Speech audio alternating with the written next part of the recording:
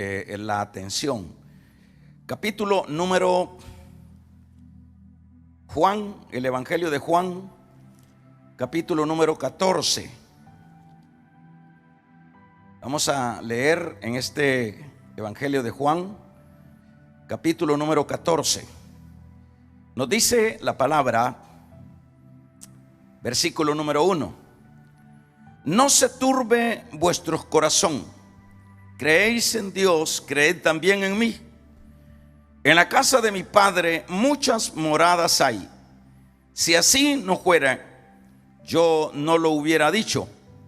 Voy pues a preparar lugar para vosotros. Y si me fuere y os preparare lugar, vendré otra vez y os tomaré a mí mismo, para que donde yo estoy, vosotros también estéis. Quiero que leamos también en la versión Dios habla hoy. Esta misma escritura vamos a leerla, Juan 14, y nos dice: no se angustien ustedes, crean en Dios y crean también en mí. En la casa de mi Padre hay muchos lugares donde vivir. Si no fuera así, yo no les hubiera dicho que voy a preparar lugar. Y después de irme y de prepararles un lugar, vendré otra vez para llevarlos conmigo, para que ustedes estén en el mismo lugar en donde yo voy a estar. Ustedes saben el camino que lleva a donde yo voy. Amén. Amén. Bien, vamos a tomar nuestros lugares ahí en su casa, en su salita. Vamos a hablar, como decíamos, de ese traslado de la iglesia, pero vamos a llamarle a este estudio el rapto de la iglesia. Es antes de la gran tribulación. Antes de la gran tribulación. Voy a empezar diciendo lo siguiente. Siempre, en todos los tiempos, desde que vemos los libros de lo que son los evangelios que están en la Biblia, donde vemos posteriormente las cartas, siempre vamos a ver desde ese pasado a comparación de este presente. Vamos a ver las diferentes corrientes, las diferentes maneras de querer siempre dar un pormenor muy personal de lo que las escrituras encierran en sus contenidos, esa palabra que es viva. Estas personas siempre han tratado la manera, desde ese entonces hasta este día, de desvirtuar las sagradas escrituras, interpretando muchas veces de una manera espiritual los textos o la palabra, que ha de entenderse literalmente.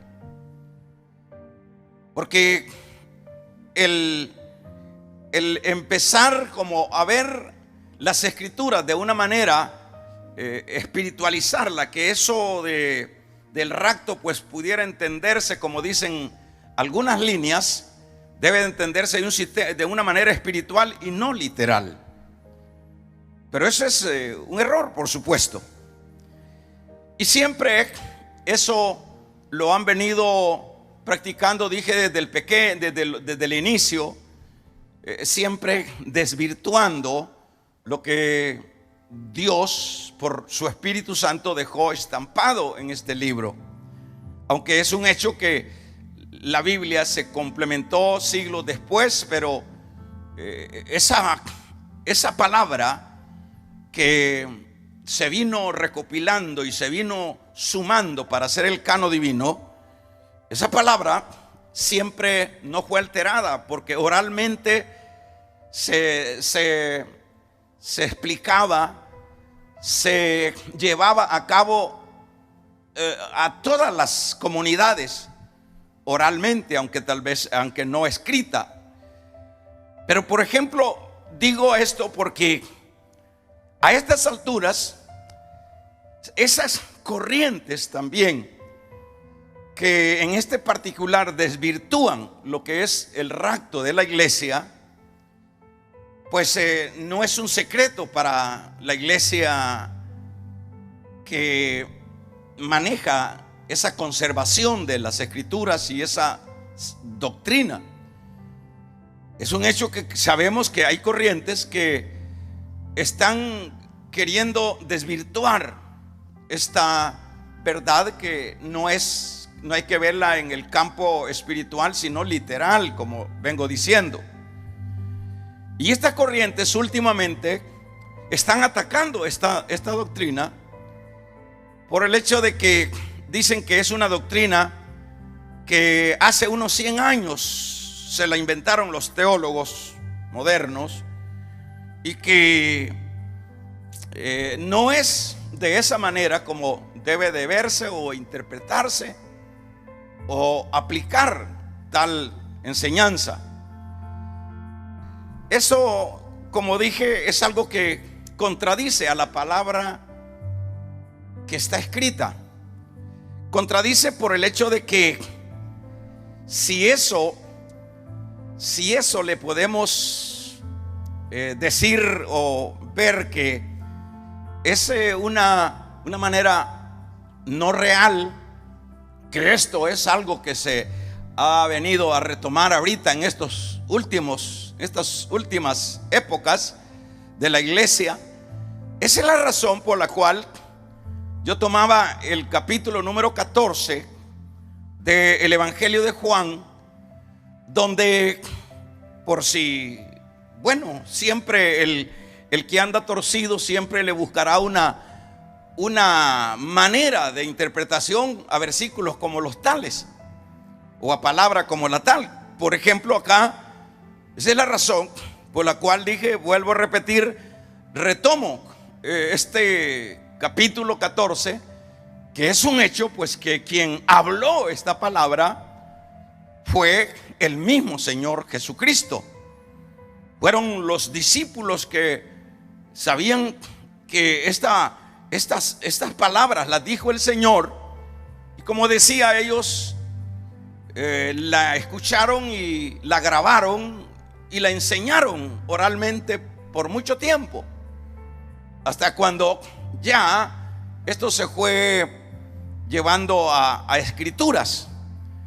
Pero veamos acá entonces, como dice, no se turbe vuestro corazón.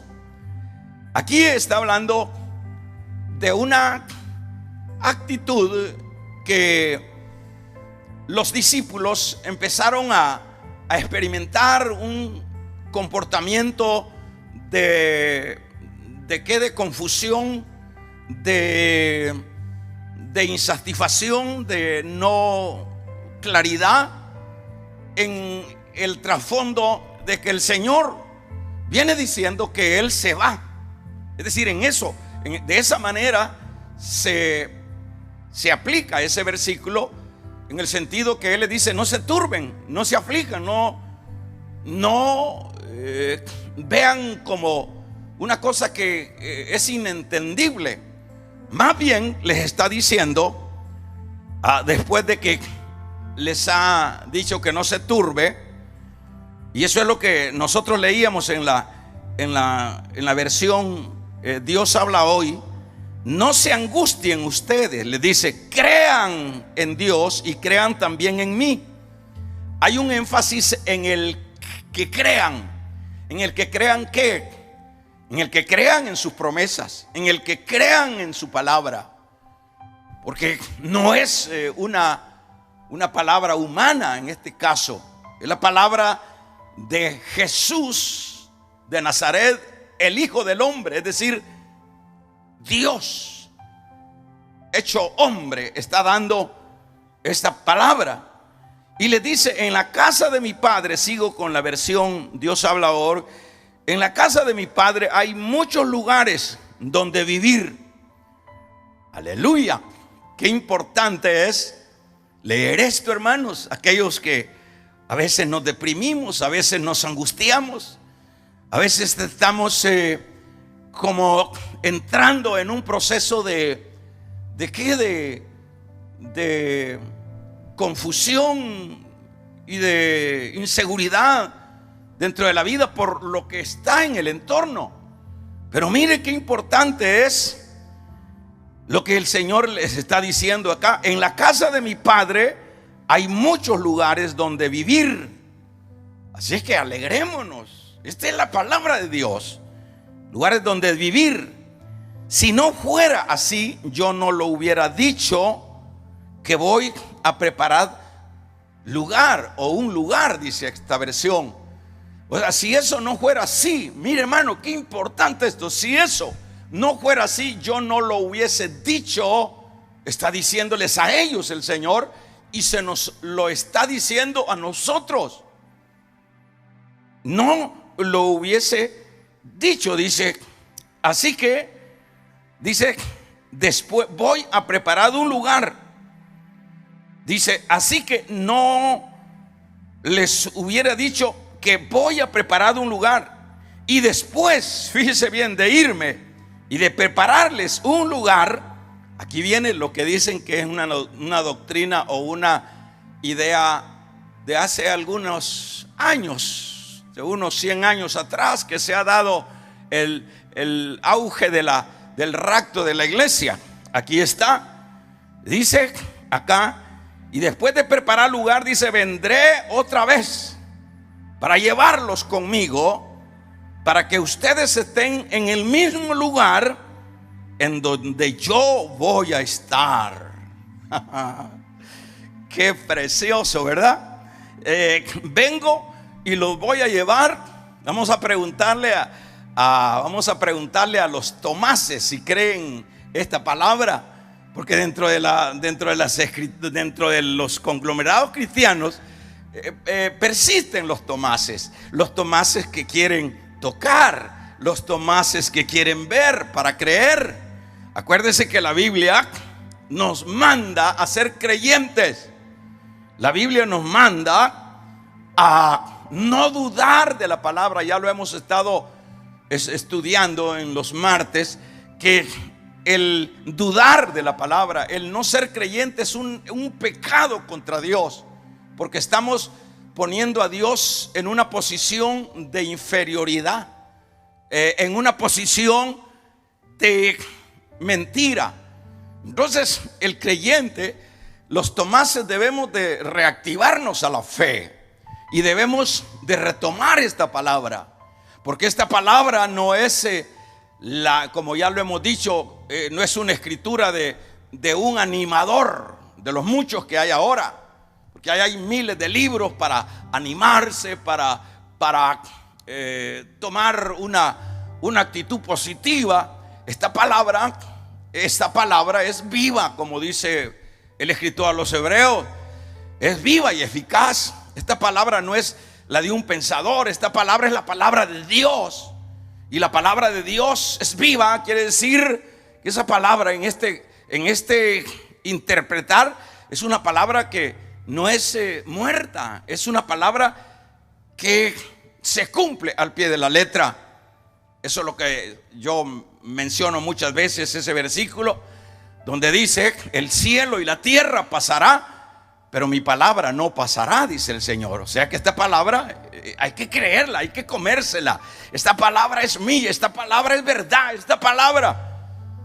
Esa es la razón por la cual los creyentes, hermanos, o es la única manera como los creyentes vamos a levantar bandera en medio de las tempestades, en medio de las epidemias, en medio de las persecuciones, porque la Biblia nos asegura La palabra, el Señor nos asegura a través de la Biblia, de su palabra escrita, todas las bendiciones que hay para nosotros.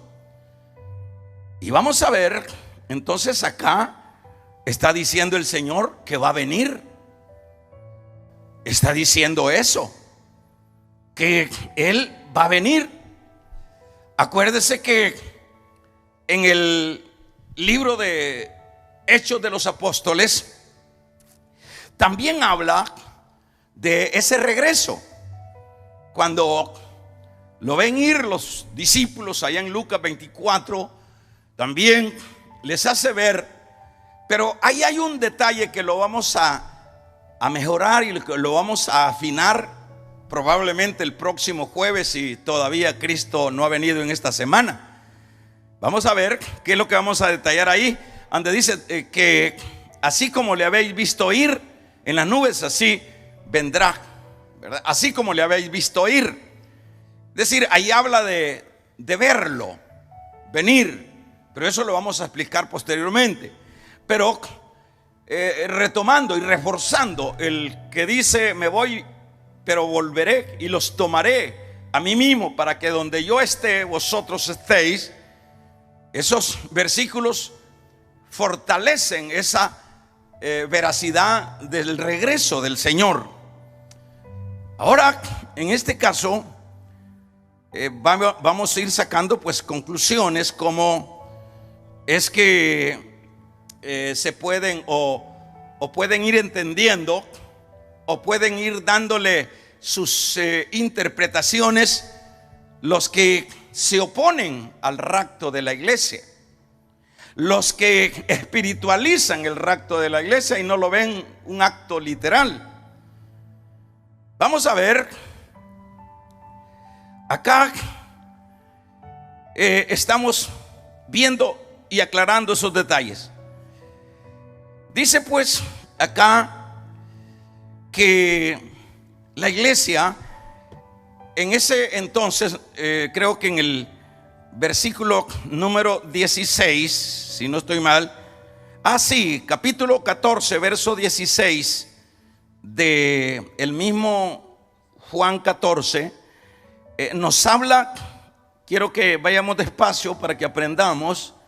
Dice: yo pediré al Padre que les mande otro defensor, el Espíritu de la verdad, para que esté siempre con ustedes. Los que son del mundo no lo pueden recibir. Mire, cuando Él se va, en este mismo capítulo les está diciendo: yo no los voy a dejar huérfanos, les voy a mandar el Espíritu Santo. ¿Para qué? Para que guíe a la iglesia, para que cuide a la iglesia. Esto es importante aclararlo, porque muchas veces los pastores se adjudican, hermanos, ser dueños de la iglesia o de sus congregaciones. Los pastores solo son obispos. Ya hemos explicado qué significa un obispo. Un obispo es un cuidador en el idioma nuestro. Obispo no es una palabra abstracta del cielo, es un cuidador de algo. Ese es obispo. A alguien que le delega que cuide esa casa y no se le vaya a meter un animal o otra cosa. Eso es. Entonces, los pastores se adjudican el ser dueños y sucesivamente, y se adjudican el crédito. Pero la verdad es el Espíritu Santo a quien delegó el Señor para que guiara a la iglesia. No los dejaré huérfanos.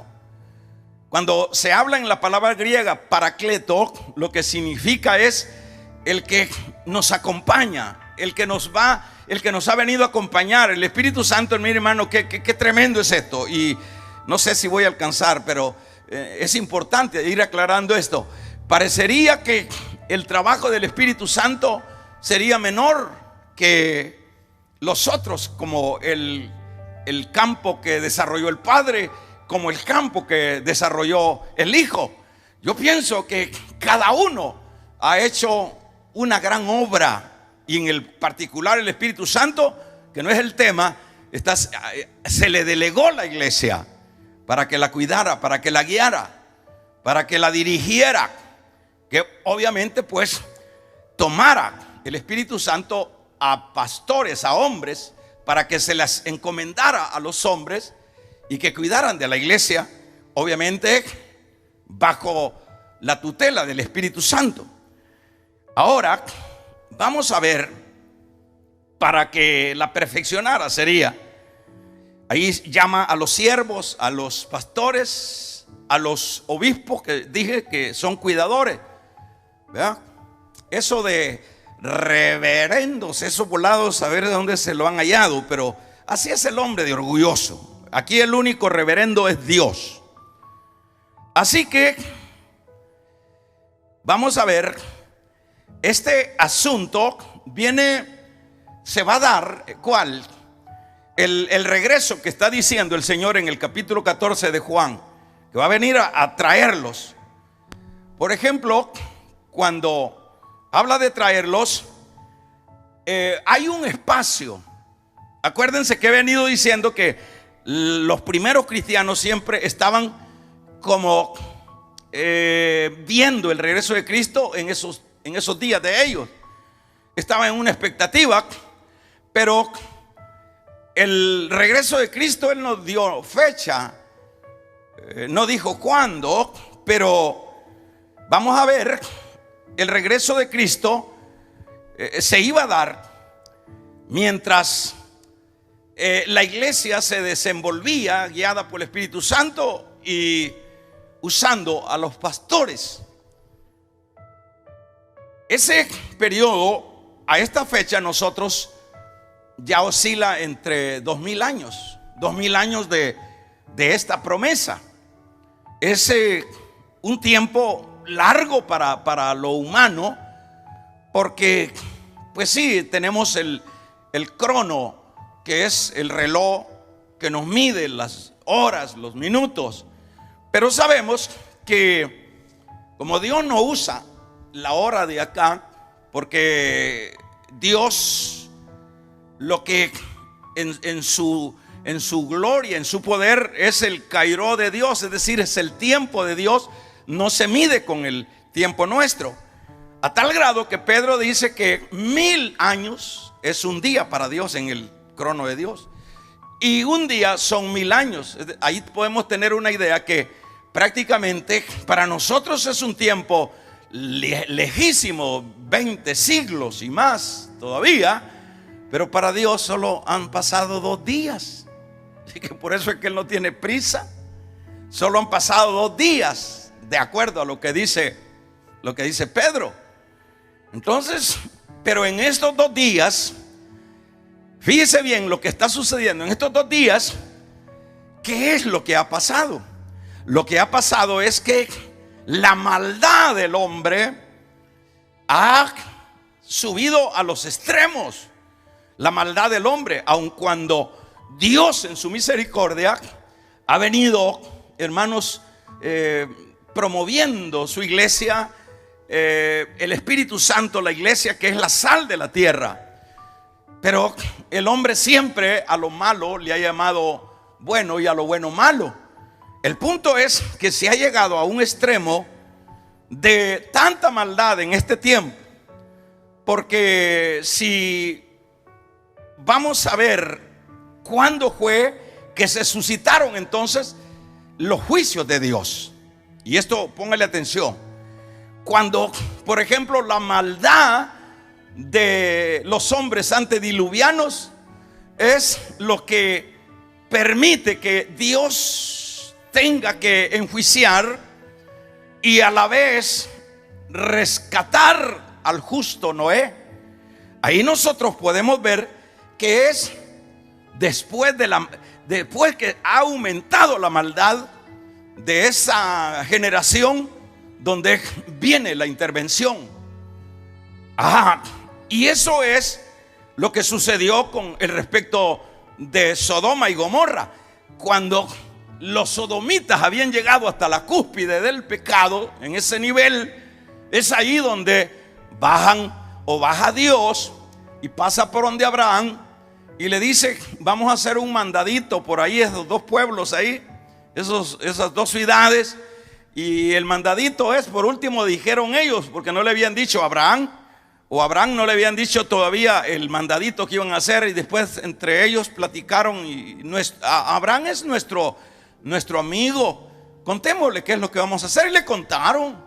No, le di el mandadito que vamos a hacerle juego a Sodoma y a Gomorra. ¿Y por qué? Usted ve la conducta que tenía.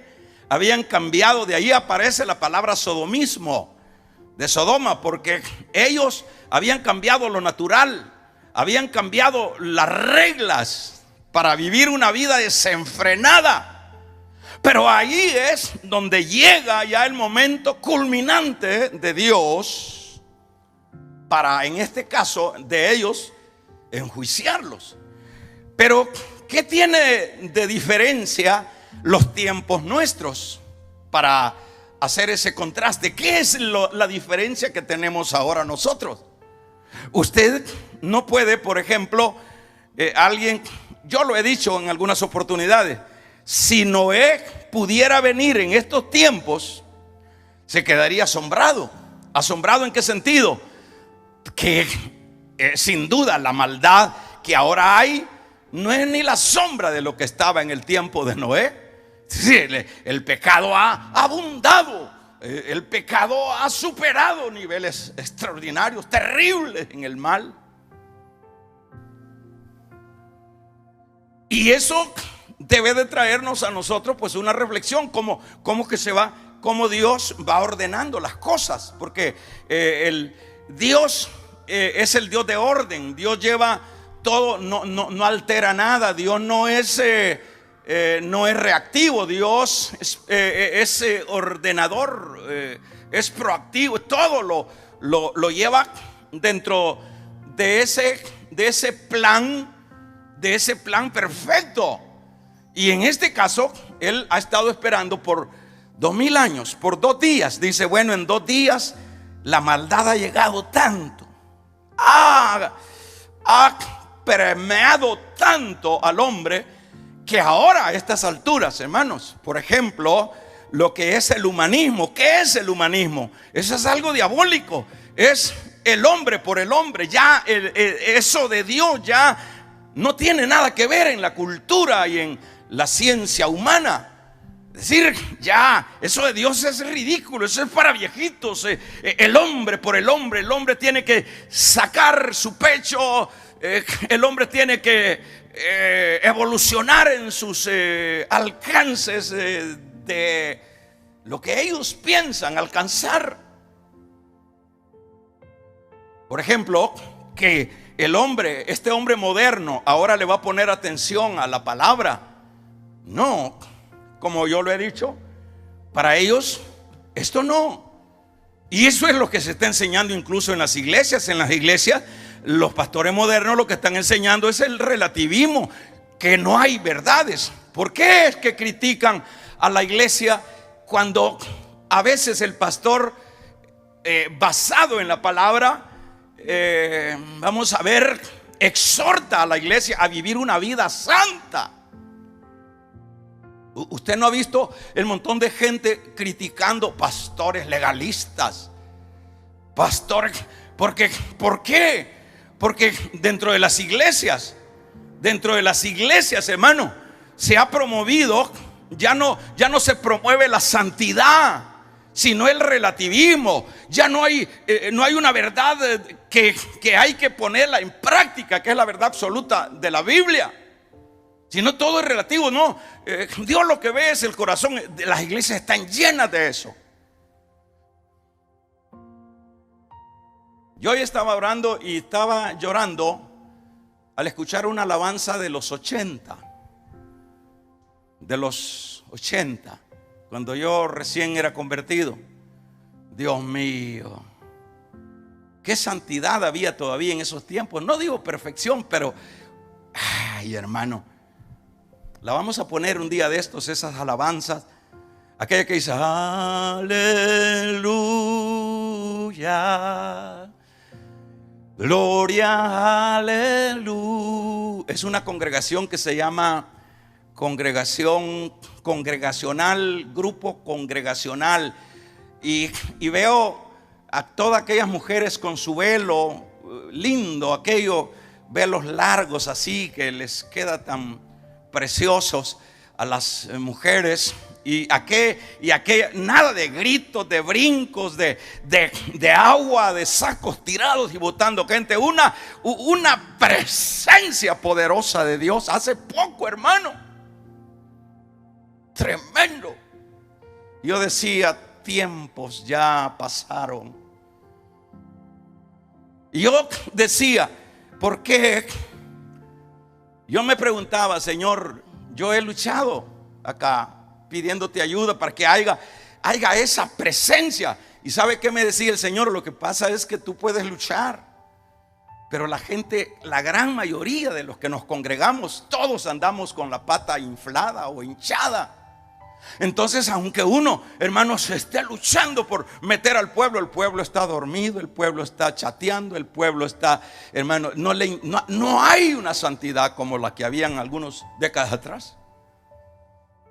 La iglesia está dormida, la iglesia se ha corrompido, la iglesia está en... Y entonces cuando pedimos eso, porque por ejemplo yo cuando fui diácono, no es que me estoy alabando, hermano, pero ¿qué diáconos esos? ¿Qué diáconos? ¿Qué cuido? ¿Qué luchar por agradar a Dios? A mí nadie me puso una pistola para que yo fuera alguien que buscara. Era algo que yo lo sentía, que tenía que ser fiel a ese Dios que me había amado. Y hacía ver respectivamente lo que tenemos ahora. Dios mío. Entonces por eso es que no hay, hermanos, aquí se necesita agua. Aquí para ahora las iglesias necesitan pastores en chores, pastores haciendo, hermanos, abominaciones dentro de las iglesias y hablando de riqueza, porque eso es lo único que llama a la gente. Ahora a la gente le interesan los billetes, pero no le interesa una relación personal con Dios. Entonces, para no quedar solos, ahí se inventan cualquier cosa. Va a venir el conjunto tal y hacen un gran show y ponen luces, porque como hermanos, como ya el Espíritu Santo ya no está en las congregaciones, pues hay que inventar algo. Si usted se mete a internet y ve los efectos que produce esas luces así intermitentes, hermanos, van a afectar el subconsciente y lo embolan. Es decir, eso es lo que está usando el diablo en las iglesias. Es algo, pero dígale a la gente eso. Y algunos que me están escuchando dicen: ay, ese es el problema del remanente, son legalistas. Luego pegan el grito: legalistas. Entonces es legalista la Biblia, porque la Biblia dice cómo debe de conducirse el hombre. Pegan el grito. ¿Por qué? Porque quieren un evangelio relativo, un evangelio sin compromiso, un evangelio light, un evangelio a mi medida, un evangelio déjenme que yo tengo mi propia teología. Es increíble. Esa es la condición, no solo en la parte que está el mundo siendo una cosa horrenda en cuanto al pecado. La misma iglesia está. Y ahora, ¿qué provecho trae eso? Me dirá usted, que esté mencionando esa deficiencia de la iglesia. Claro que trae provecho, porque como estamos esperando el rapto, de un amén los que están esperando el rapto. Los que estamos esperando el rapto, no crea que se va a ir chincha ni telepate. No se va a ir, hermanos, que porque sea usted el mejor cantante y el mejor que predica en la iglesia y el mejor diácono. Eso no es garantía. La garantía es que eso lo vamos a seguir estudiando, porque Porque las iglesias, pues todos presumen, hermanos, que estamos esperando al Señor, pero qué bueno esto que estamos escuchando. Porque ¿cómo lo estás esperando? ¿Cómo lo estamos esperando? Entonces dice Pablo que cuando el pecado abundó, sobrepujó la gracia. Es decir, que cuando llega el hombre o las culturas a extremos pecaminosos, es ahí donde aparece Dios. Y no es la excepción en este tiempo.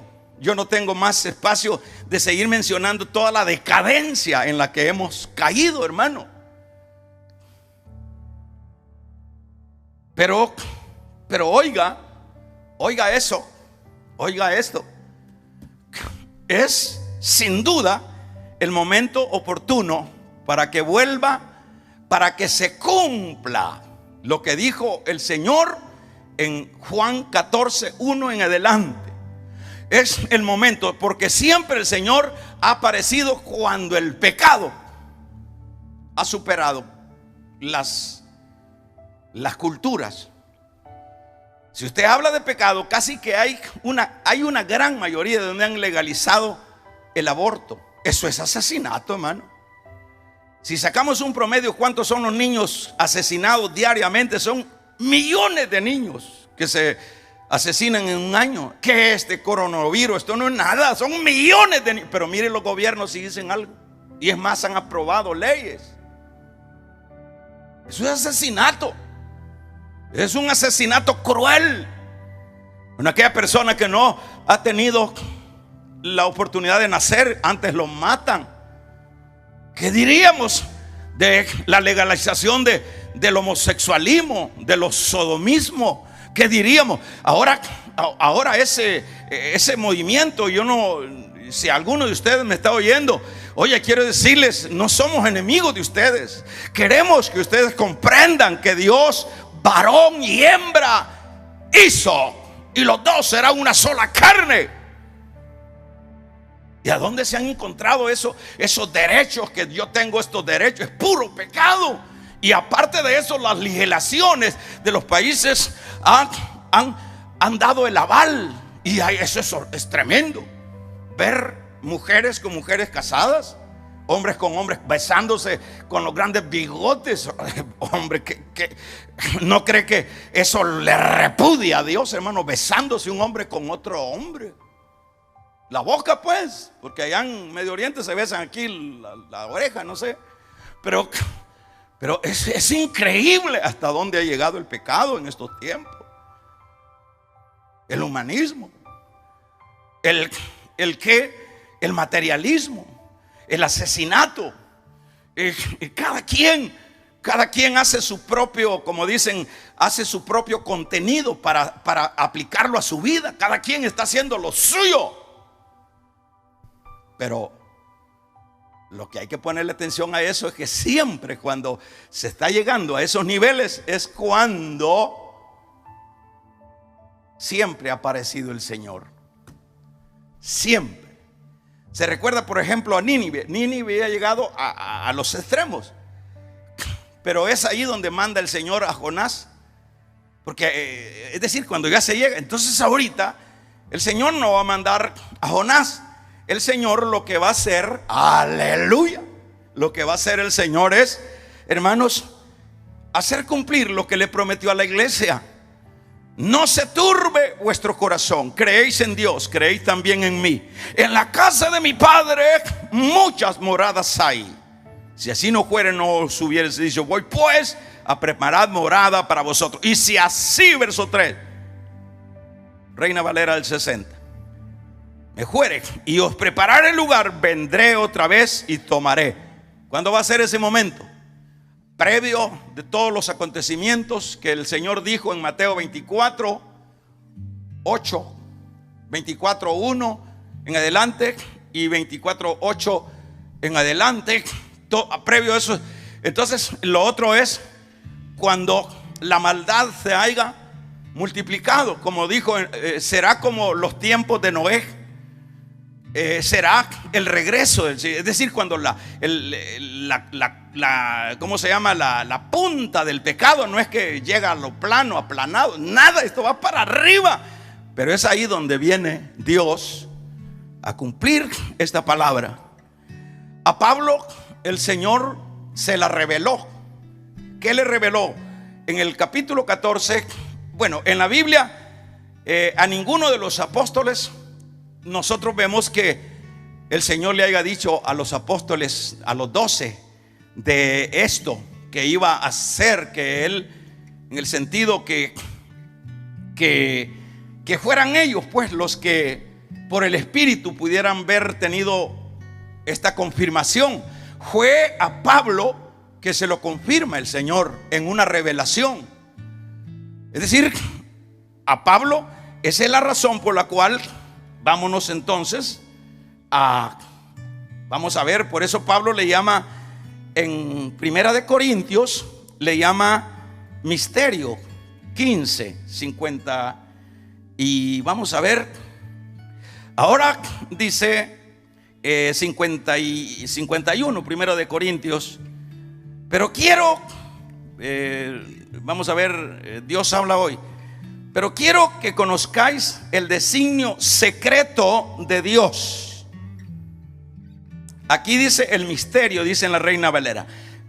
Os digo un misterio, aquí dice secreto. ¿A qué se refiere eso? Se refiere a que esto se lo confirma en una revelación, no sé cuándo, el Señor a su siervo Pablo. Ninguno de los apóstoles tuvo valor de decir algo semejante. Pero aquí dice Pablo que esto es poderoso, hermano. Aquí dice Pablo que, por ejemplo, en este 51, hoy aquí os digo un misterio: no todos dormiremos, pero todos seremos transformados. Vamos a ver, yo voy ya cerrando la idea. Aquí vemos cómo el Señor le muestra a Pablo eso que dijo él allá en el capítulo, y vamos a ver cómo se lo muestra. Se lo muestra de esa manera. Vamos a irlo viendo acá en estos versículos, ¿verdad?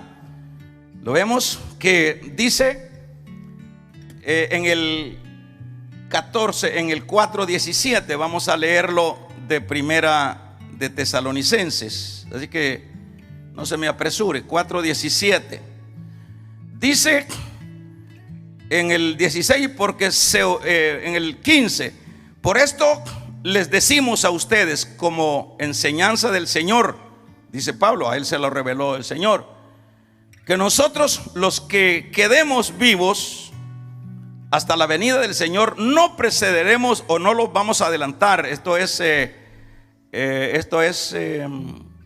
Dios habla hoy. La venida del Señor no adelantaremos a los que murieron, porque se oirá una voz de mando, a la voz del arcángel, y el sonido de la trompeta de Dios, y el Señor mismo bajará del cielo, y los que murieron creyendo en Cristo resucitarán primero. Después los que hayamos quedado vivos seremos llevados juntamente con ellos en las nubes para encontrarnos con el Señor en el aire. Este versículo, esta palabra de aire, póngale atención, en el versículo número 17. Entonces, eso es lo que justamente se está esperando ahorita, porque el pecado ya rebasó. El pecado es terrible, lo que ha rebasado. El hombre está pero perdido, ciego de pecado. Y lo peor es que ha embarrado. La iglesia también está bastante afectada. Si alguno pudiera recordarse de los tiempos de los 80, una manifestación poderosa. ¿Pero por qué? Que había mucha gente, era temerosa, mucha gente era amante y fiel a Dios. Ahora la gente cuesta, hermano. La gente toda está calaseada. Toda la gente que se congrega, gran parte estamos, no voy a decir todo, pero gran parte estamos todos enfermitos, pues que venimos, nos cuesta congregarnos. Es una lucha. Usted ve que aquí 20 y pico de años rogándoles, congréguense, hombre, congréguense. Terrible, por eso es una pesadez que hay en la iglesia. Pero eso no quiere decir que no se va a dar el evento. Siempre se va a dar el evento. Pero el punto es que aquí decíamos, el apóstol revela este misterio y habla de qué manera es que se va a llevar a cabo. Justamente en el momento de la inmensa maldad del hombre, aparece. Eso es lo que estamos viendo y eso es lo que estamos esperando. Y vuelvo a retomar el caso de Noé. El caso de Noé, ¿verdad? En ese sentido, el caso de Noé, antes de que se diera el diluvio, el caso, diríamos, de quién, vamos a ver, de Noé, el caso de Lot, antes que cayera fuego. Bueno, esto ya vamos a ir definiendo, con lo cual voy finalizando, que dado el contexto que estamos viviendo, estamos a punto de que sea el rapto. Pero el rapto se va a dar, primeramente vamos a ver que Dios va a librar a la iglesia de la gran tribulación. Por eso es que el tema decía, el rapto es antes de la gran tribulación. Por eso enfaticé en el tema. Fíjese que en este caso que está diciendo el verso 17, recibiremos al Señor en el aire. Eso lo que quiere decir es que el Señor no va a bajar a la tierra. Esto es literalmente, esto no lo podemos espiritualizar. El Señor no va a bajar a la tierra. Se le puede llamar el regreso de Cristo en silencio. Y se puede llamar, si usted quiere llamarle segunda venida, está bien, pero segunda venida con dos intervenciones. La primera en silencio y la otra que ya la vamos a estudiar también, que es otra cosa diferente a esto.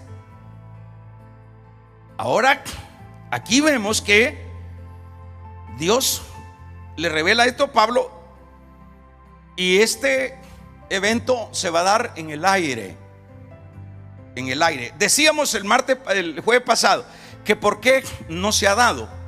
No se ha dado porque dice Tesalonicenses 2:2, habla de que hay uno que detiene que aparezca el hombre de iniquidad, y ese es el Espíritu Santo que está lidiando todavía con la iglesia.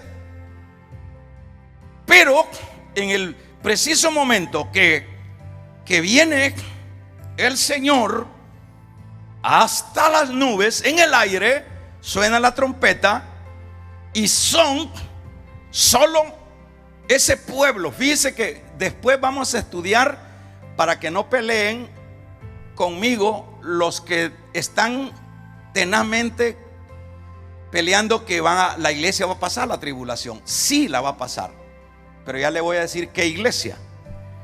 Pero la iglesia que se ha guardado, es decir, la iglesia que se ha cuidado, que ha dependido de la ministración del Espíritu Santo, no es perfecta, pero es la iglesia que va a dar la medida de lo que Dios quiere.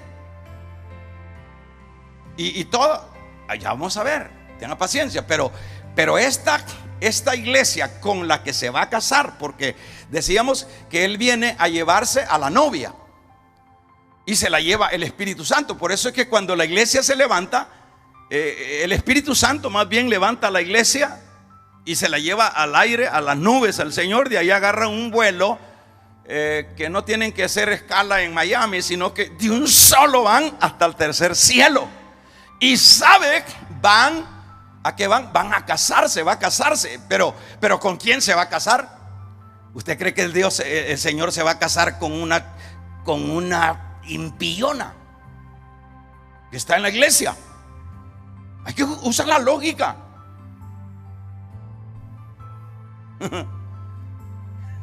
¿Usted cree que es así como, pues sí, de algo a nada va a decir? No, si Él pagó su sangre preciosa. Por eso se llama, ese sería como un remanente dentro de la iglesia. La otra iglesia la va a mandar a que le vuelen la cola y las uñas que no se la quiso volar en el tiempo de la gracia, se las van a volar en el tiempo de la tribulación. Y siempre es iglesia. ¿Se entiende, hermanos? De un amén, pues. Por eso es que necesitamos ponernos bien chaineaditos ahorita, los que quieren irse a casar. ¿Y cómo va a ser ese casamiento? 19:7 de Apocalipsis dice: alegraos, porque han llegado las bodas del Cordero. ¿Se va a casar? Se va a casar con gente santa. Pero esos santos, ellos son los promotores de esa santidad. No, son gente que hacen su parte, decir. Porque fíjese que en la iglesia, hermano, usted ve que la iglesia está llena de gente que dice: yo tengo compromiso con la iglesia. No, en la iglesia no debe de haber compromiso, debe haber pasión. Compromiso es un asunto muy superficial.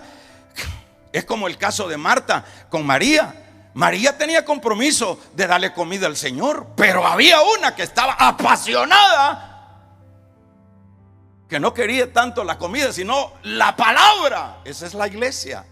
La otra es Marta, hermana de María.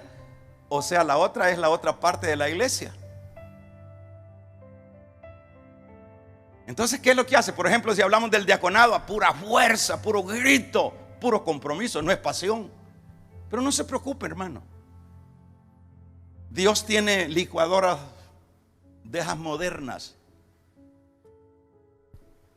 Porque al que ama, dice, Él no deja de amarlos. Pero eso lo vamos a estudiar versículo en mano, para que no vaya a estar hablando. Entonces, en este caso, voy finalizando. Será en el aire y vamos a ver la libra, así como libró aquellas, de lo que es la gran tribulación. Va a librar a ese remanentío, que no van a ser muchos, creo, porque la mayoría está siendo influenciada por este mundo. Pero vamos a ver Apocalipsis, rapidito, yo le doy la cita. Apocalipsis, vamos a leer en Apocalipsis 3:10. ¿Para qué se la levanta? Se la levanta vamos a ver Apocalipsis 3:10. ¿Qué dice esa porción? Dice, leámoslo rapidito. Apocalipsis 3:10. Dice, vamos a ver: has cumplido tu mandamiento de ser constante. Mire, tendrá algo parecido de los inconstantes que son iglesia. Y por eso yo te protegeré de la hora de la prueba que ha de venir sobre el mundo entero, para poner a prueba a todos los que viven en la tierra. Ahí hay una promesa. Los que viven, esto es poderoso. Hasta has cumplido mi mandamiento de ser constante, y por eso yo te protegeré de la hora de la prueba. Está diciendo la Dios habla hoy. Con esto nos vamos yendo. Segunda de Pedro 2:9, rapidito. En segunda de Pedro 2:9 nos dice: el Señor sabe librar de la prueba a los que viven entregados a Él, y saben tener a los malos bajo castigo. Y sabe Él poner a los malos bajo castigo. A los que viven entregados. Hay que sacar conclusiones. ¿Quiénes son los entregados? Hay gente que no tiene ningún compromiso con la iglesia del Señor. No. Pues a eso los va a librar. ¿De qué? De lo que viene, hermano. Den un gloria a Dios de lo terrible que viene. Y vamos a ver también, vamos a ver otro versículo, capítulo número 5, verso 9 al 11 de Primera de Tesalonicenses. Aguánteme un poquito. 5. Primera de 5:9. Está diciendo en este 5:9, porque Dios nos destinó a recibir, porque Dios no nos destinó a recibir el castigo, sino a alcanzar salvación por medio de nuestro Señor Jesucristo. Jesucristo murió por nosotros para que ya no sigamos, para que ya sea que sigamos despiertos o que nos durmamos con el sueño de la muerte, vivamos juntamente con Él. Es decir, ya Él pagó en la cruz por mí. ¿Qué voy a ir a hacer yo a la tribulación? No tengo nada que ir a hacer. Ya aquí está diciendo. Yo le estoy poniendo versículos bíblicos. Primera de Tesalonicenses 1:10.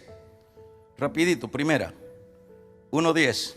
¿Qué dice ahí en ese 1:10? Vamos a ver. Ahí hay una promesa.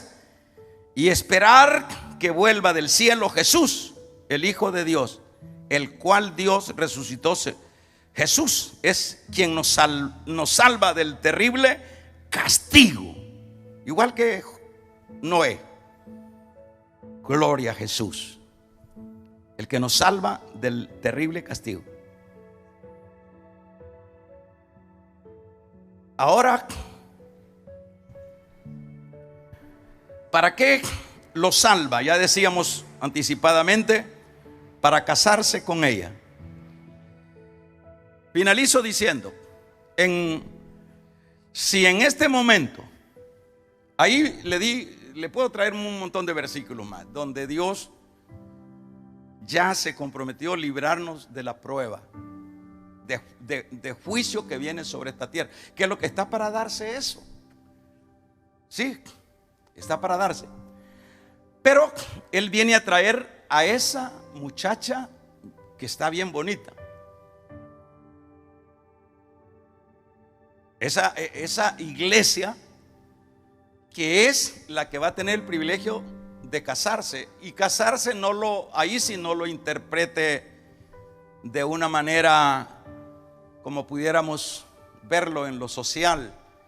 Casarse es prácticamente un grupo de personas que van a ser el grupo de personas cercanas, íntimas del Señor. A eso se refiere. Eso, por eso es que le dice una porción,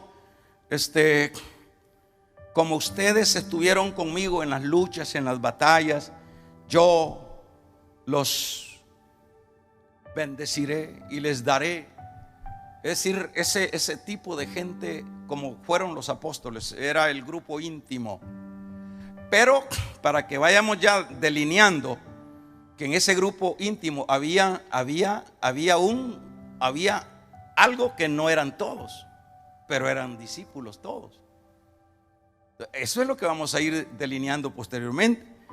Entonces esta se va a ir a casar. Aquí se pone las baterías, hermanitos. Si usted se quiere casar, pues pídale misericordia a Dios, porque ya vamos a ver cuando vengamos de regreso de allá de las bodas. Eso lo vamos a ver ya luego. Pero vamos a ver, los únicos que van a pertenecer a ese clan, a esa parte íntima, son ese grupito. No todos los que son iglesia. Entonces, ¿qué hay que hacer en este caso? Bueno, corregir la plana. Y entonces en uno está, no, es que Mire, nosotros en primer lugar tenemos un corazón malo. Hemos dicho en algunas doctrinas que Dios nos cambia. Vamos a ver, Dios nos hace nacer, pero no nos cambia la naturaleza vieja, sino que inserta la naturaleza espiritual. ¿Y por qué lo dejó así? Porque Él es soberano. Porque Él quiere ver también la parte nuestra. Porque qué feo va a ser que, pues si yo le diga al hijo: mira, hijo, aquí están tus 20 títulos, aquí hay 20 idiomas, y te los voy a meter en la cabeza. Eso no tiene sentido. Tiene que ganárselo, tiene que fajarse. Es decir, en ese campo, para entenderlo, no es que se va a ganar la salvación, pero es decir, tiene que hacer la parte que le corresponde. Entonces ahí viene empieza uno, bueno, a la verdad, yo soy de Dios, y como tiene esa naturaleza que lo lleva hacia lo malo, entonces ayúdame, Señor. Ahí está pidiendo clemencia. Entonces, como se ha dicho, que dependiendo qué naturaleza alimentemos más, si alimentamos más la naturaleza carnal, esa se va a comer la espiritual. Entonces yo, como teniendo la mente de Cristo, siendo Dios, siendo yo el templo de Dios, entonces yo voy a pedirle a Dios que me dé alimento espiritual. Por eso es que uno tiene que vivir metido empapado, porque de lo que usted habla, de eso se llena su corazón. De lo que usted conversa, de eso es lo que usted habla. Y si usted habla, si usted lee, si usted habla de Dios, si usted vive para Dios, si su lenguaje es Dios, si su idioma es Dios, de Dios va a hablar y de Dios se va a llenar. Entonces eso va a alimentar la naturaleza espiritual y va a subyugar a la carnal. Ese es trabajo de uno. Pero si usted quiere, vamos por allá, vamos al cine, un montón de cristianos cineros. ¿Qué puede andar haciendo un cristiano en un cine? Bueno, el cine en sí, en la palabra cine, pues no tiene ningún pecado. El problema es que va a haber ahí. Pablo dice: todo me es lícito, pero no todo me conviene. ¿Qué es lo que yo necesito? Voy a irme a ver el partido de mi afición. Que pueda andar haciendo una luz metido en esos estadios, a menos que vayamos a adorar a Dios. Pero adorar a Dios, no a buscar a un cantante para brincar y exaltar a ese hombre, porque allí caemos en maldición más todavía. Así que el que tenga oídos y el que quiera casarse, el que quiera estar en esa eternidad, llevando a cabo esas bodas, póngase listo. Deje la mundanalidad, levántese, o levantémonos pues, para que no se oiga feo. Así que el rapto es antes de la tribulación. Aquí pusimos los versículos antes. Padre, gracias por tu bendición.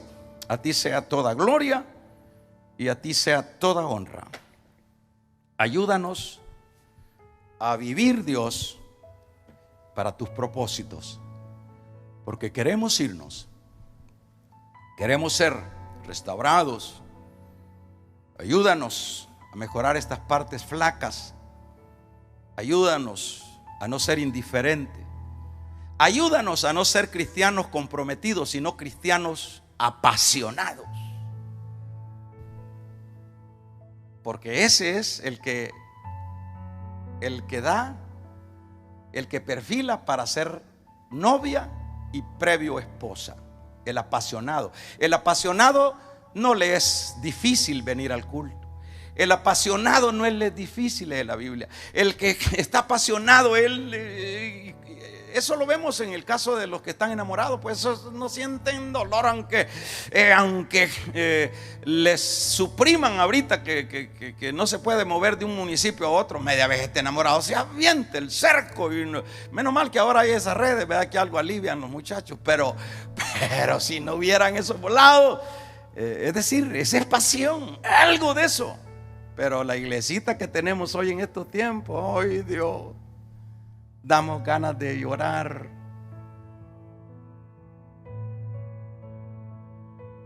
Padre, gracias, ayúdanos.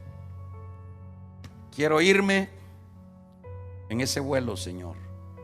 Amén. Vamos a finalizar. Es un gusto.